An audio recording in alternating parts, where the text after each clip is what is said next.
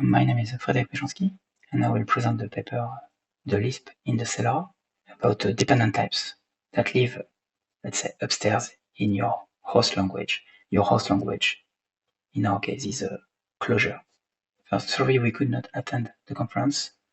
I'm the Lisp programmer, and my co-author Pierre-Evariste is more on the dependent type side of things. I present for ELS, but sadly for health reason, I could not attend the conference. So I hope you will still enjoy the presentation and work, and don't hesitate to contact me if you have some question. So the outline of the presentation will be first, we try to establish some connections between the Lisp family of languages and dependent types. Then I will explain a little bit of deputy, which is at the same time a type theory with a formal presentation, and also a full Clojure implementation with some specific aspects like parsing, which is type aware, normalization model called normalization by variation. We talk about typing, especially the bidirectional aspect of typing. And then I will conclude with definitional features and interaction with the host, which means a bunch of macros so that you can use the language at the REPL. Then at the end, I will a little bit talk about, let's say, non-trivial extension. So the first interesting question is, what is the relation between Lisp, which is mostly a dynamically typed language, with dependent types, which is a family of systems and language that originate in a very strongly statically typed tradition, let's say ML, Haskell, Lean, etc. And let's say the dependent types are one of the most recent variation in this statically typed tradition. So what would we want to bother about dependent types in a dynamically typed language?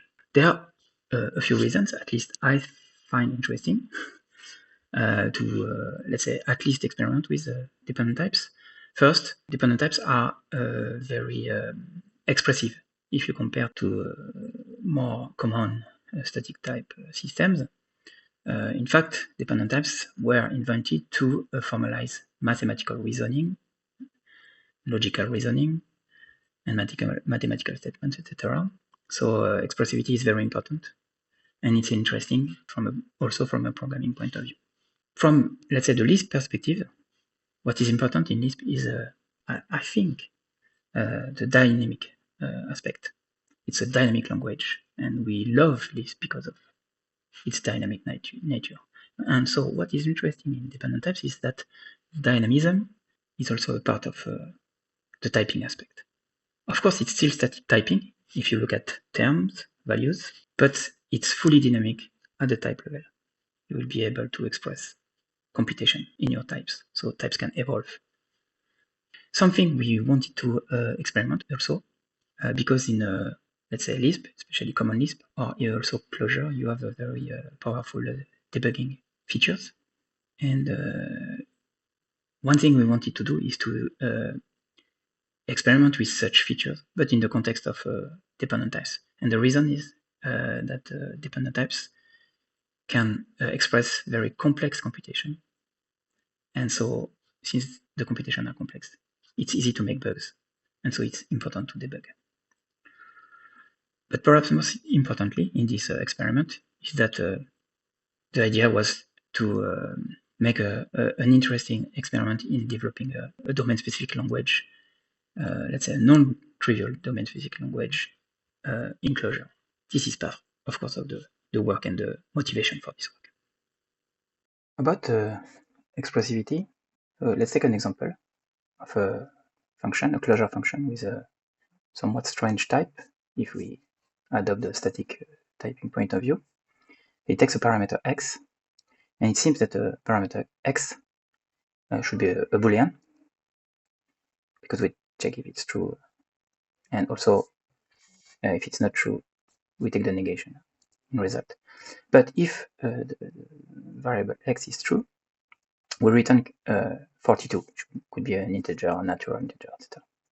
So here we have a dependency from the value of the variable x to the return type of the function. So in most statically typed programming language, you cannot type this program, but with dependent type, you can type this program.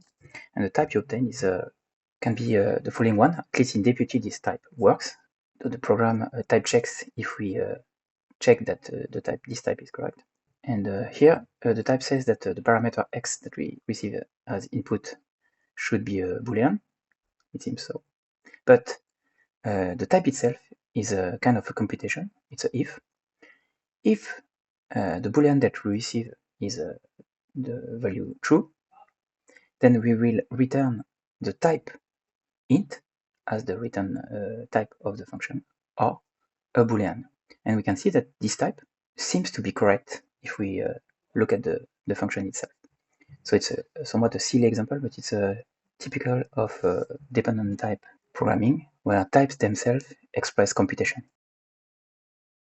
The problem with type level computation is that they are, let's say, more complex than term level computation.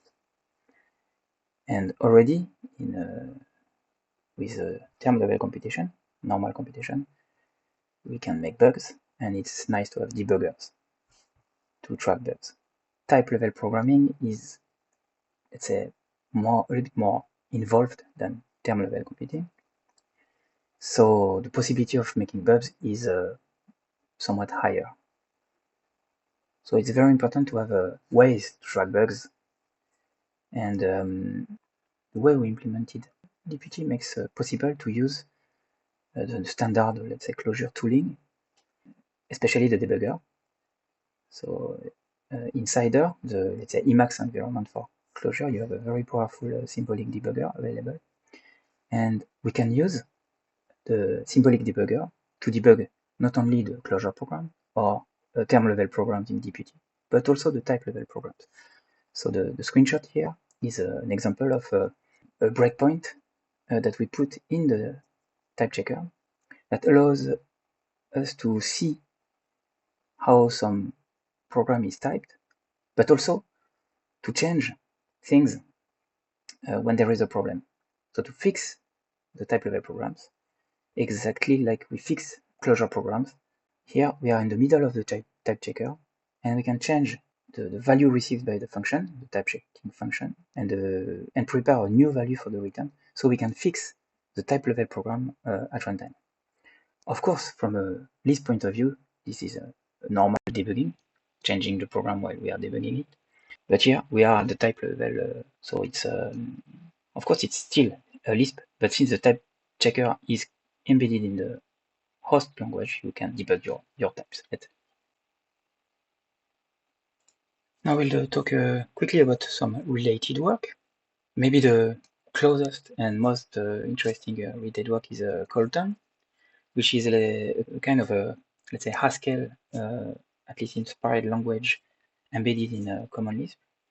It's a very nice project.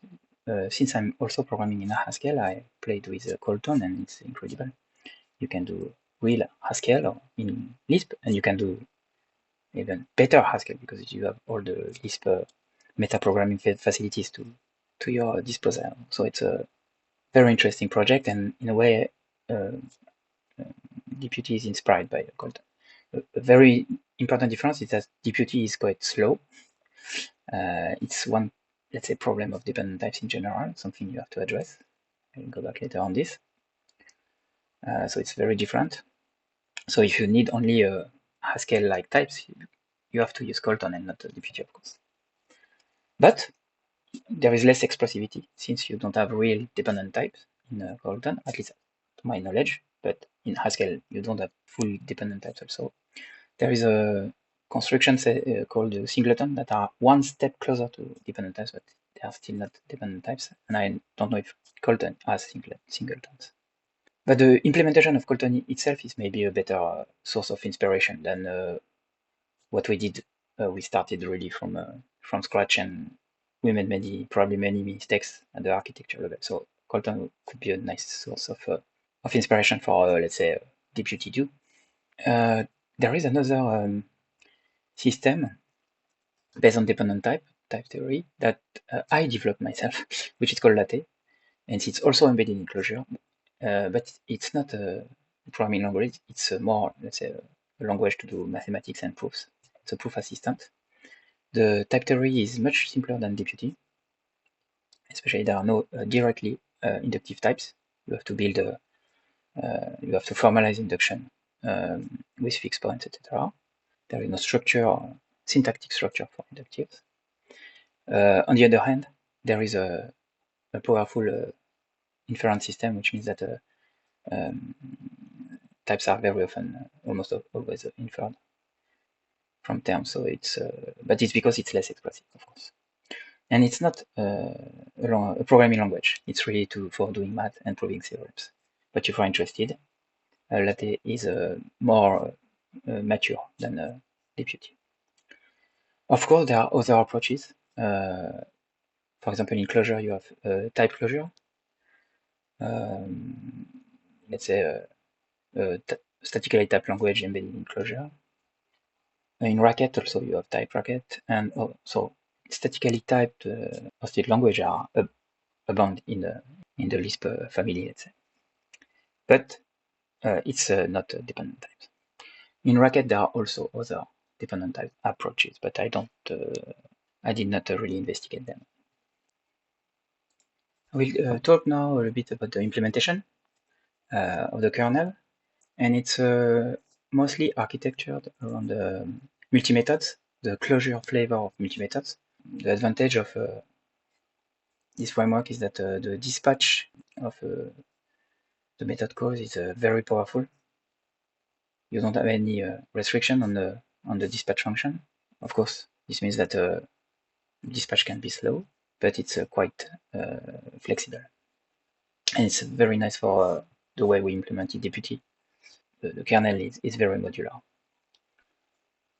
So the main layers is first the syntax, with the problem of parsing syntactic term and unparsing or printing them, but I like the notion of parsing and unparsing to go from the syntax to the AST internal representation and vice versa.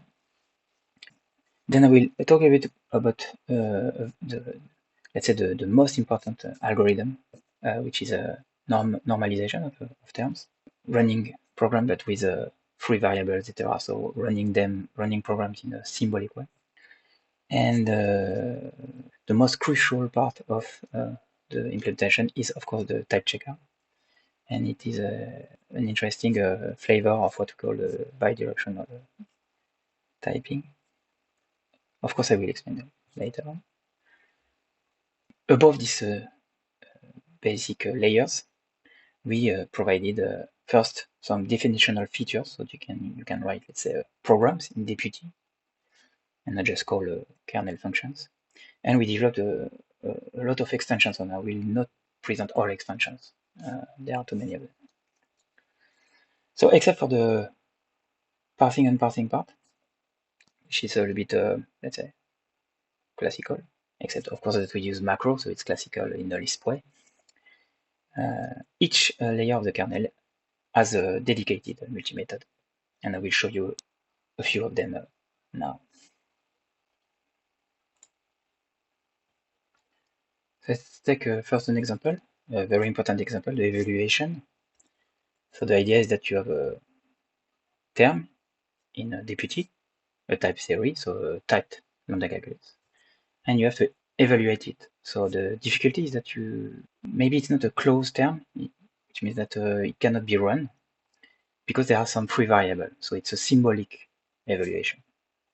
The entry point of the evaluation function is the REPL level function called evaluate, which simply calls the multi-method. So we have the definition of the multi-method itself, so just the interface, evaluation, so evaluate imp, which takes an IST node. So the dispatch is here made by the keyword that identifies the kind of term we want to evaluate. So it's a multi-method dispatched by a symbol or a keyword. And then for each kind of construction that we want to evaluate, we have a dedicated implementation of the multi-method. So here, for example, we have the implementation evaluate for applications, which means applying a function by providing an argument. So this is the dispatch argument. So the node, AST node we're interested is an application.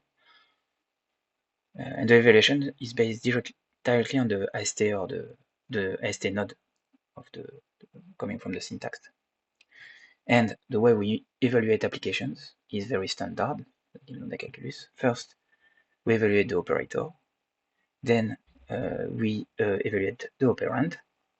And then, depending on whether we had a lambda term, a function as the first operand, we can make a real application, like a substitution of the body of the operator by the operand. So it's the classical substitution that we then evaluate. But if it's an open term with free variable, we make some provision. So the ensure here it's a macro, in fact, make sure that the operator here is a neutral term. I will explain a little bit what is a neutral term later. But let's say that it's a term that cannot be reduced in a way. So it's like constant. So. And it must be also canonical. So there are some technical specificities for canonical terms. But it means that your operator and operand are not computable in a way, so you can recreate an application at this level. So we don't change exactly the computation in a way. This is the kind of part that you have to be very careful with the theory to justify how your code will behave. So now we are at the core of the implementation of the type checker.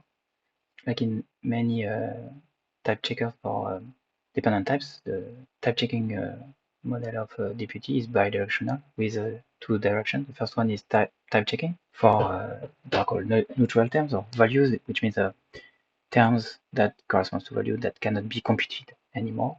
You are at the end of the computation or it's stuck. So type checking means that you have two inputs, a type, big T, a term, small t, and a context gamma. Context is just the type variables and their associated type. And so here you just check that the term small t has the type big T in this context. Type synthesis is let's say, a very restricted form of inference. It concerns computation terms. So you have a term that can have some computation inside, like a function application, something like that.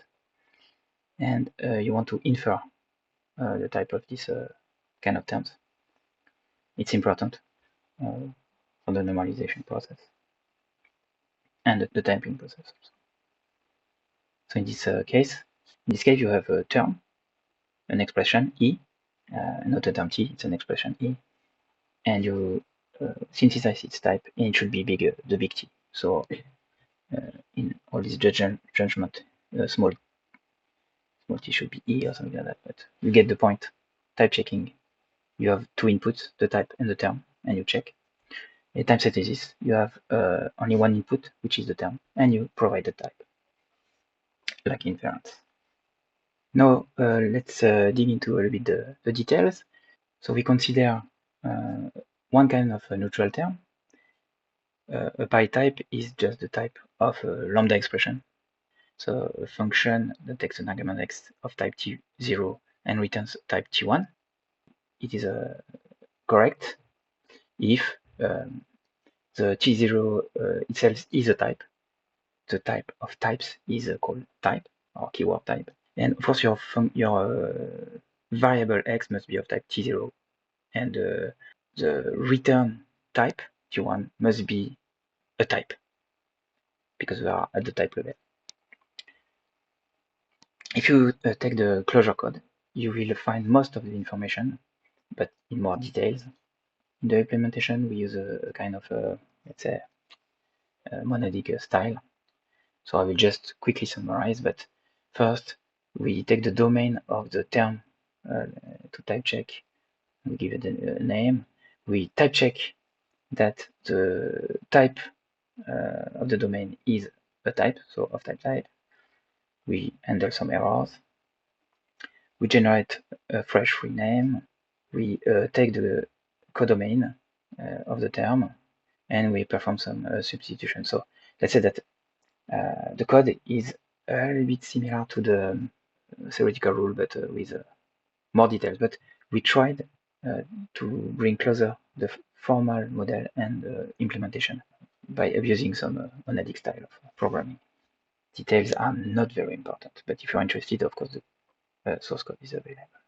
Now we consider type synthesis. One nice example of type synthesis is annotation. So annotation, the syntax is you say that a term, small t, is declared of type big T with the notation a bit like in common Lisp. And of course, you can infer here, synthesize the type of small t, which is big T. It's very simple. But there are some provision to make, of course, as a hypothesis. And the implementation is very straightforward. So it's the type synth imp multi-method, and for the annotation, and we still use our monadic style. Get the type of the term as big T. The term itself we name small t. We check that big T is a type. Maybe some error.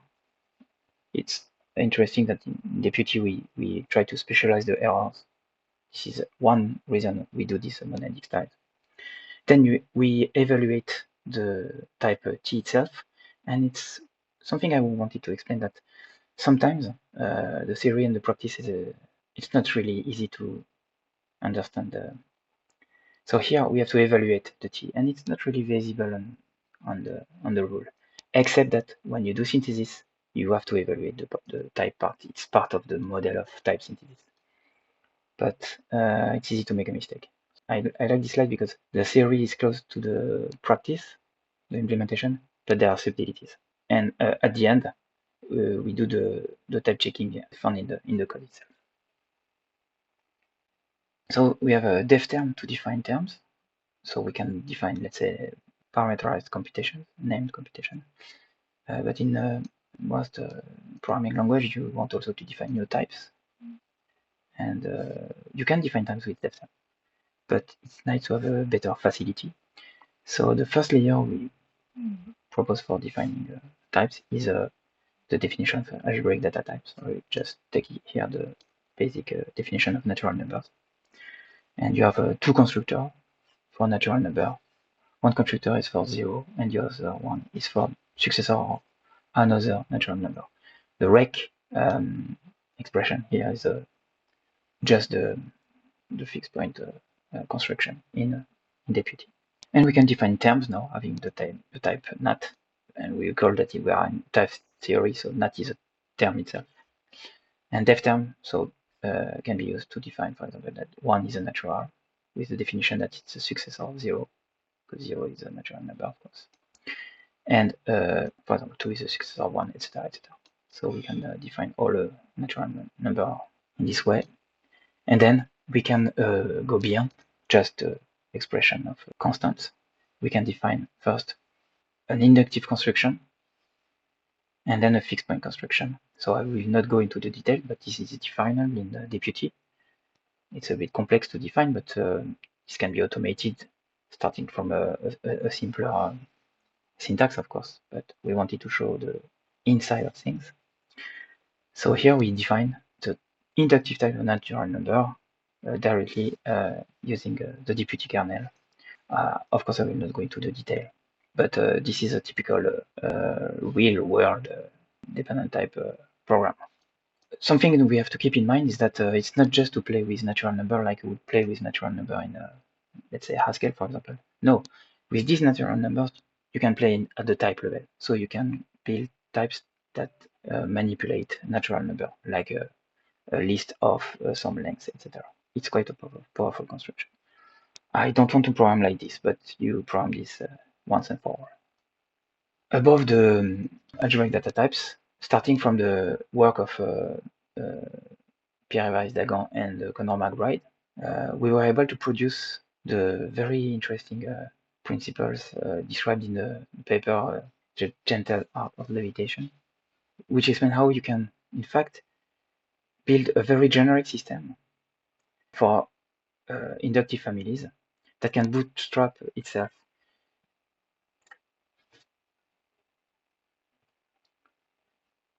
So we have a def term to define terms in deputy.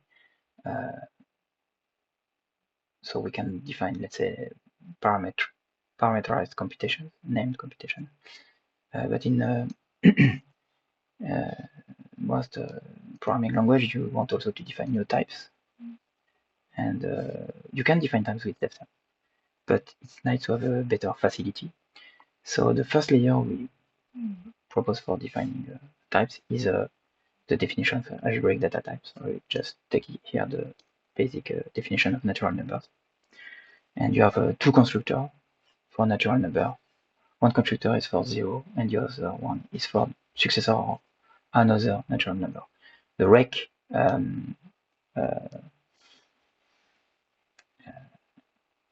expression here is just the fixed point construction in deputy.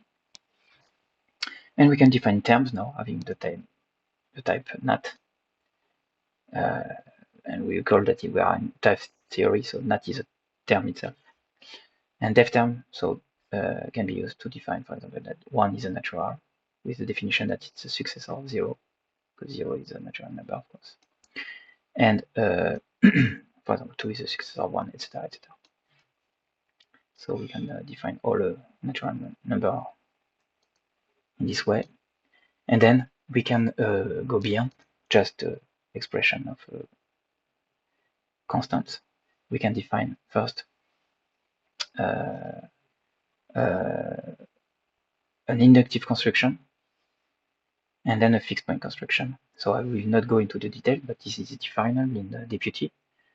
It's a bit complex to define, but this can be automated starting from a simpler syntax, of course, but we wanted to show the inside of things. So here we define the inductive type of natural number directly using the deputy kernel. Of course, I will not go into the detail, but this is a typical real-world dependent type program.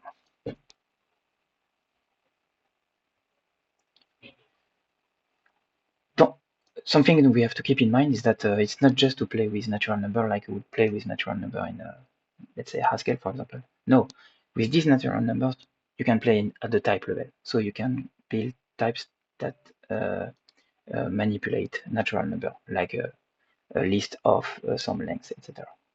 So it's it's quite a powerful construction.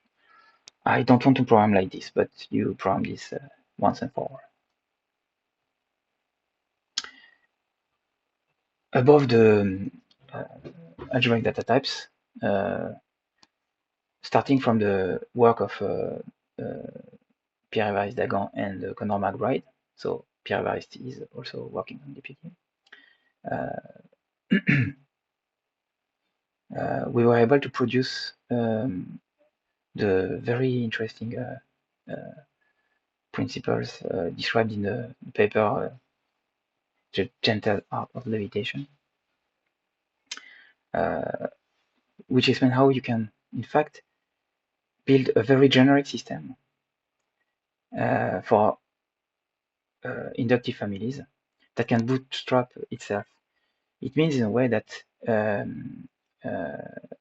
you obtain a system in which generic programming becomes normal programming.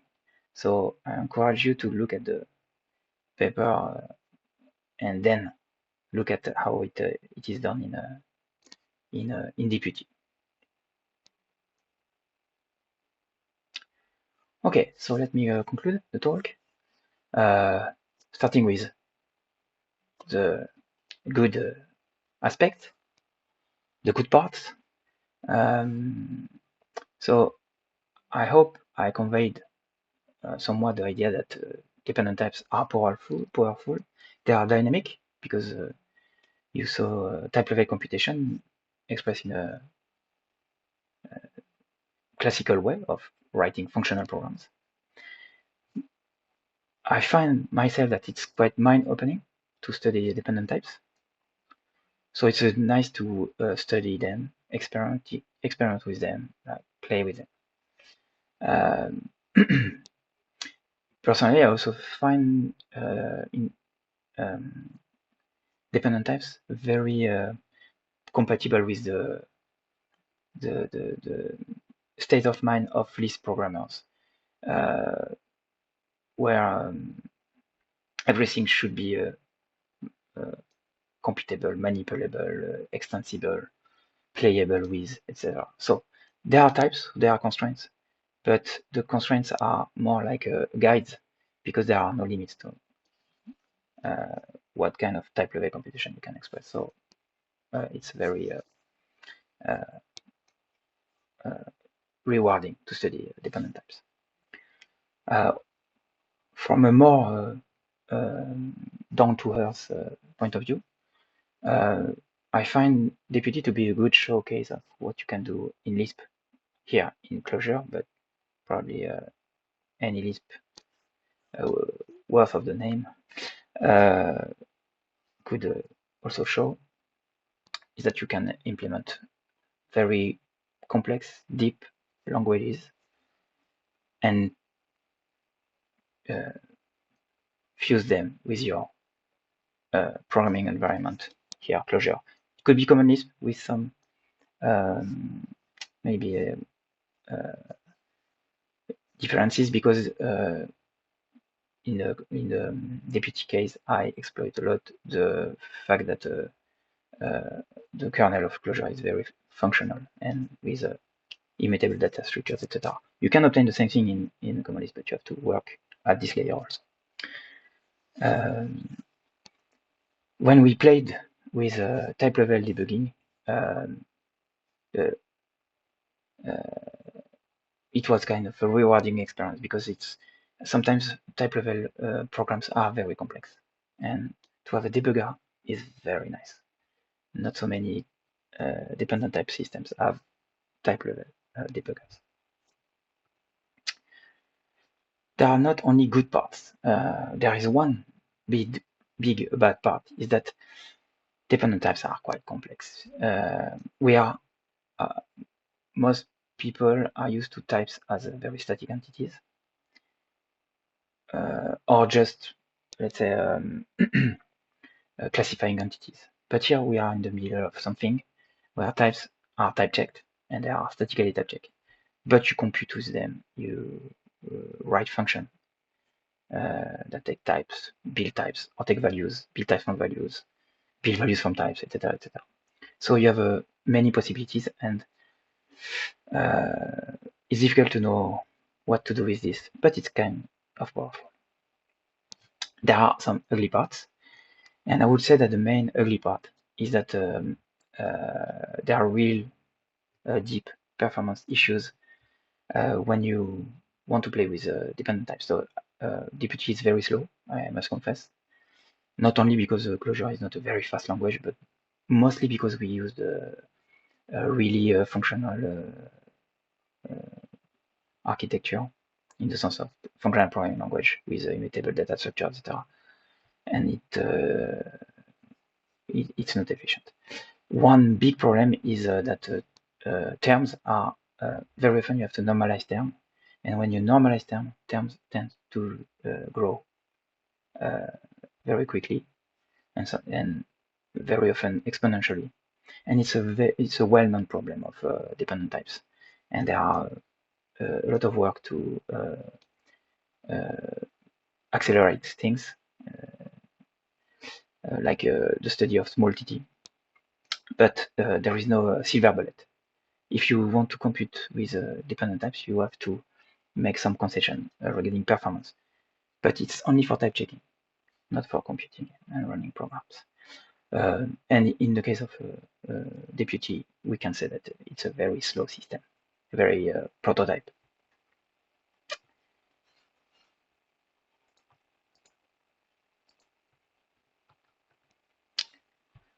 Okay, so this is the end of my talk. I apologize again for not being able to go to the conference, and I want also to make and I also to say that if someone had to present deputy, it had to be me, because I'm really the Lisp guy in this collaboration with Pierre-Evariste. Maybe you did not want to learn about a bunch of complex Haskell concepts. So thank you anyway. It was very nice to be able to write the paper, work on the system, and present it to you. And so happy Lisping. Bye. To answer questions, and you should address your questions to Boy over there. Yes, please just raise your hands if any of you has a question, and say it out clearly into the microphone. Hi. So on one of the first slides, you had a code example, a very simple one, where we had a function where we would return either the value 42 or a Boolean. If we're in a sort of more classical type system, we would just return a union type. So we'd have a union type that's either an integer or a Boolean. So this example to me seems like one where dependent types are sort of overkill. So where does the point come in where you can start doing things with dependent types that I can't do with algebraic data types? So when do I need them? Okay, thank you. Anyone else?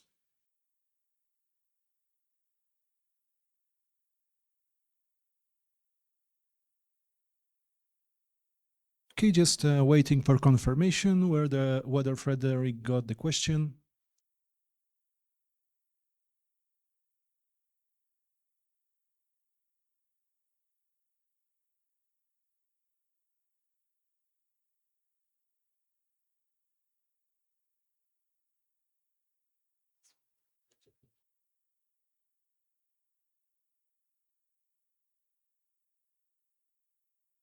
I got one. Maybe a simple answer for the first question: when you manipulate types that depend on values, like lists of some length.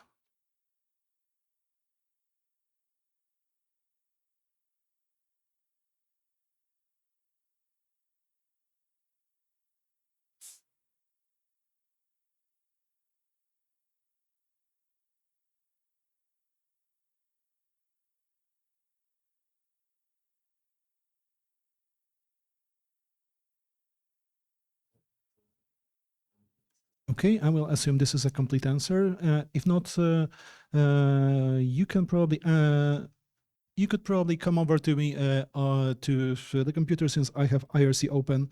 We should be able to refine this answer if you need anything more. And I cannot see any more from the. I would like to ask one question myself. Mm-hmm. Like, is the deep performance issue that mentioned at the very end, is that a fundamentally hard computational problem that is just heuristically solvable or made alleviated, or is that something that can be solved? Okay, let's wait a moment then.